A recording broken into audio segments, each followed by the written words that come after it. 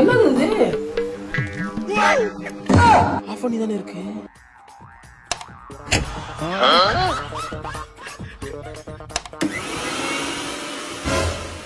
பணம் உதைக்க யாராவது எங்க இருந்து சத்தம் வருது? நம்ம வீட்டு காணா.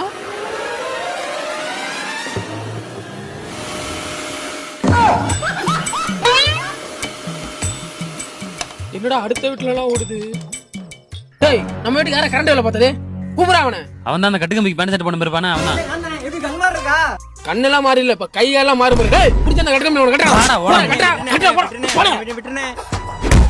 பாரு, அவன் பொருள் எடுத்து அவனுக்கே போறான்டா.